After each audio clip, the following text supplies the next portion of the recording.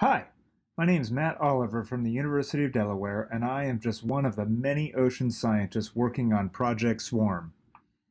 What is Project Swarm? Great question. I'm glad you asked. So, most of us probably live in some kind of city or suburb with all kinds of activity.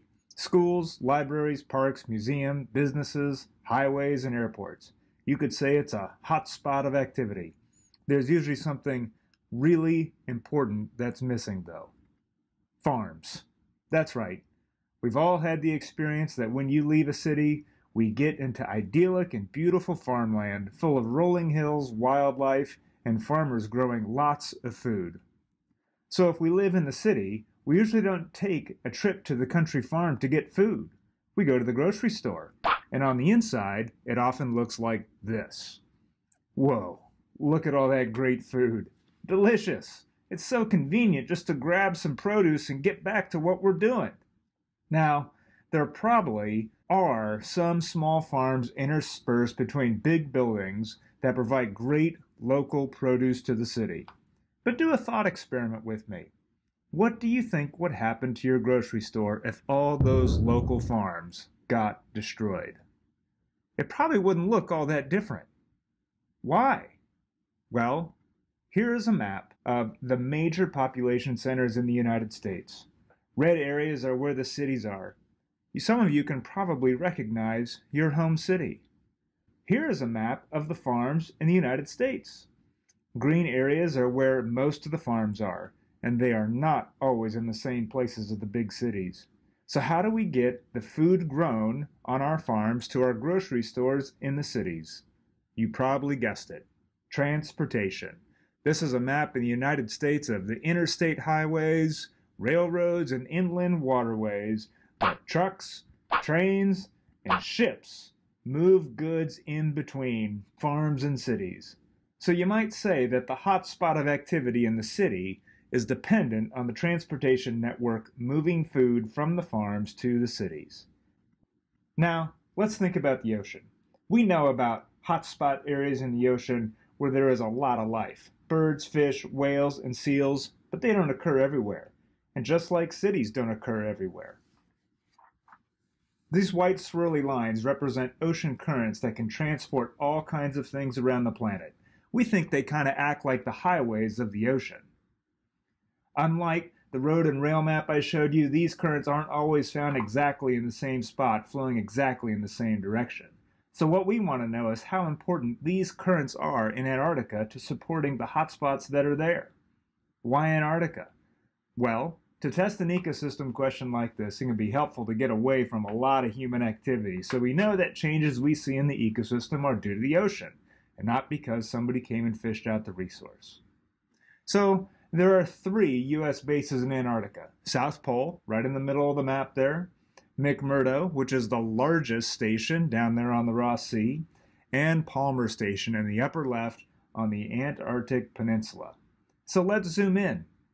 So if we zoom in there near to Anvers Island on the West Antarctic Peninsula, there's Palmer Station, which is right here on the map. And in this location, we have 2 customers, the Adelie penguin and the Gentoo penguin. And the resource that's being transported is krill. And we think this krill is moved around by the currents that affects how this hotspot works. In other words, are these hotspots more like cities that get food supplied from distant farms, or are these hotspots more like farms that can grow the food right where they're at? So, getting to Antarctica is hard. It is a long plane ride from the United States to Punta Arenas, Chile. But once in Punta Arenas, we take a ship across the Drake Passage to Palmer Station. Here is the Lawrence M. Gould, docked in Punta Arenas, Chile. It is going to be our home across the Drake Passage. Now, the Drake Passage is famously rough. This is a view from the bridge, looking out over the rough Southern Ocean, and sometimes these swells get really, really big and we can't be outside. But every once in a while, we get really, really calm weather, which is really nice. And when we do this, on our way down, we get to see things like big tablet icebergs, albatrosses, swimming penguins, and even whales. It is truly an amazing place. And we get to see this all on our way to Palmer Station. Here it is. This is going to be our home for a couple months over the Antarctic summer, which is our winter. Now these rooms typically hold 2 people. They are cozy, but they're comfortable.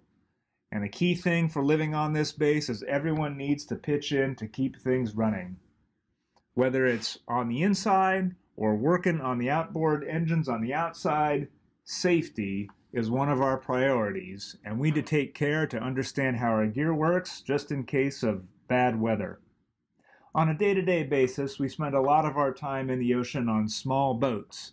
It's cold and exhilarating work because we also get to launch underwater robots, tag penguins carrying scientific sensors, and even installing radar equipment to help us measure ocean currents. And integrating all of this data is a mathematical model so that we can understand the system as a whole. So, does the biological hotspot at Palmer Station operate more like a farm, where food is locally produced? Or is it more like a city or a town that really needs food delivered from faraway places? We are hoping that you will join our team of scientists and education specialists in Project Swarm to find out.